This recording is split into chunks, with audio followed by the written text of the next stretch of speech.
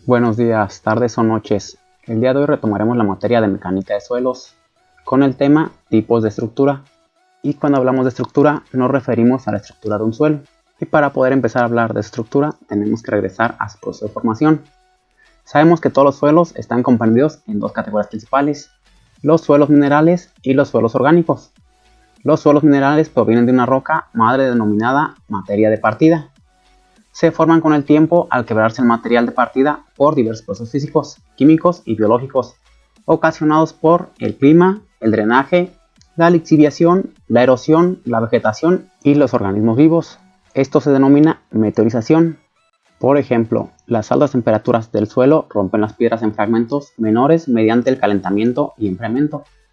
El material de partida se reduce gradualmente a partículas.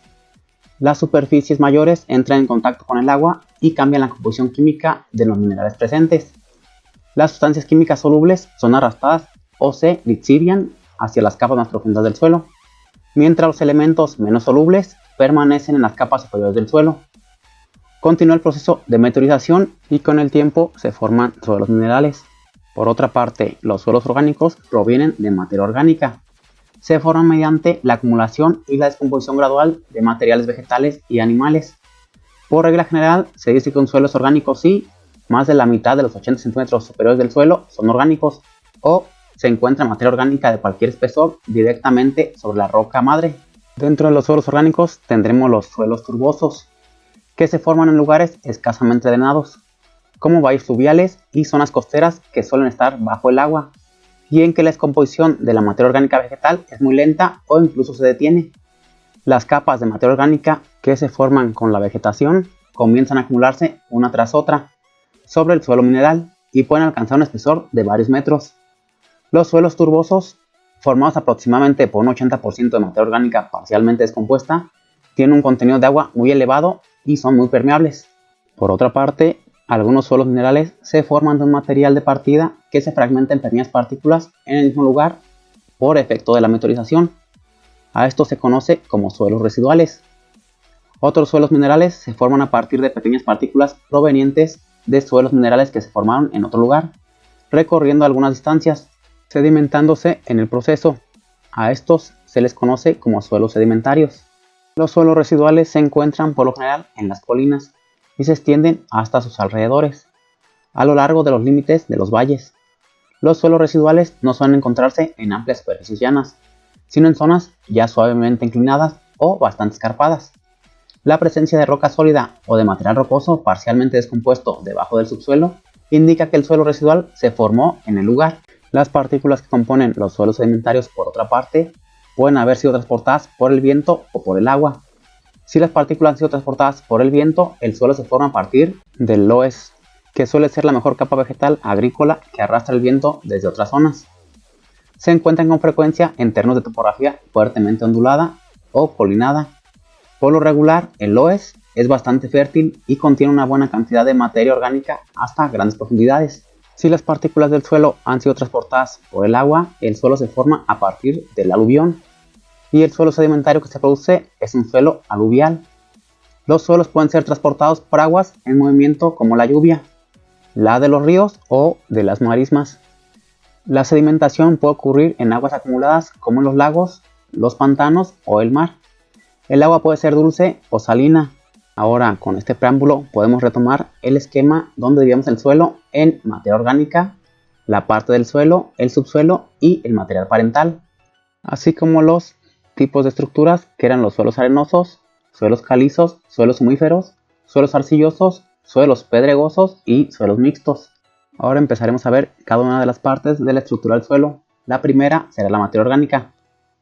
A veces la materia orgánica es fácil de distinguir por su tamaño, por ejemplo, las hojas pequeñas, las ramitas, los pedazos de madera podrida y gusanos. Hay otro tipo de materia orgánica tan pequeña que resulta invisible. Se denomina humus y se halla en el suelo en estado coloidal. El humus proviene de las plantas y los animales muertos que se descomponen en el suelo.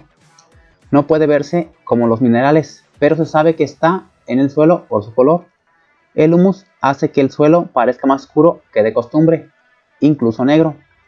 Las partículas de humus tienen la propiedad de atraer fuertemente los minerales del suelo. hacia su superficie mediante la absorción. Después de la materia orgánica tenemos los minerales del suelo, que están presentes en forma de partículas de diversos tamaños. En algunos casos, esas partículas pueden unirse y formar terrones mayores. Las partículas minerales reciben distintos nombres según su tamaño, tales como pedrejón, piedra, guijarro, grava, arena, limo o arcilla. Algunas de estas partículas pueden verse con facilidad, pero algunas de las más finas, como el limo y la arcilla, solo son visibles a través del microscopio.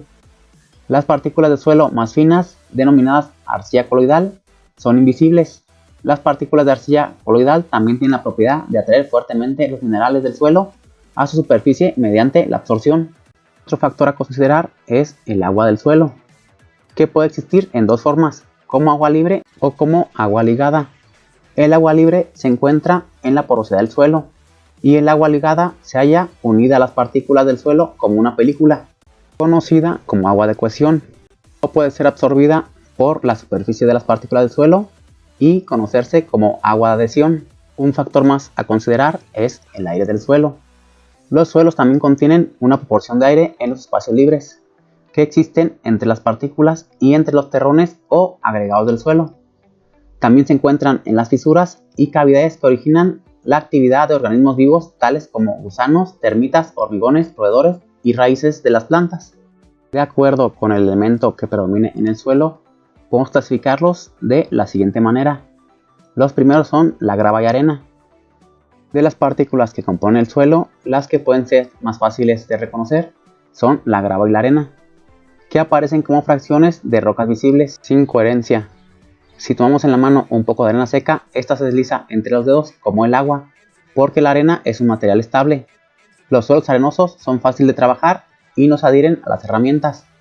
El aire y el agua circulan a través de ellos con facilidad. Las partículas de arena tienen un diámetro menor a 0.2 centímetros o 2 milímetros. Las partículas de grava tienen un diámetro de 0.2 centímetros a 7.5 centímetros. Las partículas mayores que la grava comúnmente se les denominan piedras. Un tipo más es el limo inorgánico. Las partículas de limo son mucho más pequeñas que las de arena, no son visibles a simple vista y están mucho más próximas unas de otras. El limo no deja pasar el agua tan fácilmente como la arena y es menos permeable. Cuando el limo seco se desmenuza, se convierte en un polvo no tan fino como el de la arcilla. Los suelos limosos no se agrietan cuando se secan y no se adhieren a las herramientas cuando están húmedos. Los suelos limosos son más difíciles de trabajar que los arenosos, pero más fáciles que los arcillosos. Si las partículas del limo inorgánico se mezclan con partículas muy finas de materia orgánica, algunas todavía visibles como las conchas y las materias vegetales, se forma un limo orgánico. El color del suelo varía desde gris claro hasta el muy oscuro. Por lo general, el limo orgánico huele a materia orgánica en descomposición. Un tipo más son las arcillas inorgánicas. La arcilla es la parte más fina del suelo y muchas de sus partículas no son visibles incluso bajo el microscopio. Tienen fuertes propiedades de retención para el agua y las sustancias químicas. La mayoría de las arcillas se pueden reconocer fácilmente, ya que al perder agua se agrietan y forman terrones muy duros. La arcilla absorbe muy lentamente el agua, pero una vez que lo hace es capaz de retenerla en grandes cantidades y entonces debilitarse hasta alcanzar más del doble de su volumen. La arcilla se torna muy adhesiva al humedecerse y cuando se sostiene en la mano se adhiere a los dedos. Cuando los suelos arcillosos están húmedos se vuelven demasiado adhesivos para trabajarlos y cuando están secos son demasiado resistentes al laboreo. Si una arcilla contiene materia orgánica se conoce como arcilla orgánica. Generalmente es de color gris oscuro o negro. La arcilla orgánica suele tener un fuerte olor a materia orgánica en descomposición. Un tipo especial es la turba. La turba es un suelo verdaderamente orgánico compuesto por fragmentos visibles de materia descompuesta. Su color varía de pardo claro al negro y huele a materia orgánica. Entonces la estructura del suelo se va a definir por la forma en que se agrupen las partículas individuales de arena, limo y arcilla. Cuando las partículas individuales se agrupan, toman el aspecto de partículas mayores y se denominan agregados. La agregación del suelo puede asumir diferentes modalidades, lo que da por resultado distintas estructuras de suelo. La circulación del agua en el suelo varía notablemente de acuerdo con la estructura. Por consiguiente, es importante que conozca la estructura del suelo donde se propone construir. La forma más común de describir la estructura del suelo es en función del grado de agregación la clase o el tamaño medio y el tipo de agregados o la forma. En algunos suelos se puede encontrar junto distintos tipos de agregado y en esos casos se describe por separado. Por definición, grado de estructura es la intensidad de agregación y expresa la diferencia entre la cohesión dentro de los agregados y la adhesividad entre ellos, debido a que estas propiedades varían según el contenido de humedad del suelo. El grado de estructura puede determinarse cuando el suelo no esté exageradamente húmedo o seco. Existen 4 grados fundamentales de estructura que se clasifican del 0 al 3. Para el grado 0 o sin estructura no existen agregados visibles o bien no hay un ordenamiento natural de líneas de debilidad, tales como la estructura de aglomerado, donde todo el horizonte del suelo aparece cementado en una gran masa, o la estructura de grano simple, donde las partículas individuales del suelo no muestran tendencias a agruparse, como la arena pura. El grado 1 o estructura débil está deficientemente formado por agregados indistintos apenas visibles. Cuando se extraen del perfil, los materiales se rompen dando lugar a una mezcla de escasos agregados intactos, muchos quebrados y mucho material no agregado. El grado 2 o estructura moderada se caracteriza por agregados bien formados y diferenciados de duración moderada y evidentes aunque indistintos en suelos no alterados. Cuando se extrae del perfil, el material edáfico se rompe en una mezcla de varios agregados enteros distintos, algunos rotos y poco material no agregado. Por último tenemos el grado 3 o la estructura fuerte, que se caracteriza por agregados bien formados y diferenciados que son duraderos y evidentes en suelos no alterados. Cuando se extrae del perfil, el material edáfico está integrado principalmente por agregados enteros e incluye algunos quebrados y poco o ningún material no agregado. Ahora, pasando a las clases y tipos de estructura del suelo, sabemos que por definición la clase de estructura describe el tamaño medio de los agregados individuales. En relación con el tipo de estructura de suelo de donde se proceden los agregados, se pueden reconocer en general 5 clases distintas. La primera, muy fina, muy delgada; la segunda, fino, delgada; la tercera, mediana; la cuarta, gruesa o espesa; y la quinta, muy gruesa o muy espesa. Por último, ya para concluir el tema, pasemos a ver los tipos de estructuras. La primera que tendremos es la granular o migajosa, que son partículas individuales de arena, limo y arcilla agrupadas en granos pequeños casi esféricos. El agua circula muy fácilmente a través de estos suelos. Por lo general se encuentran en el horizonte A de los perfiles de suelos.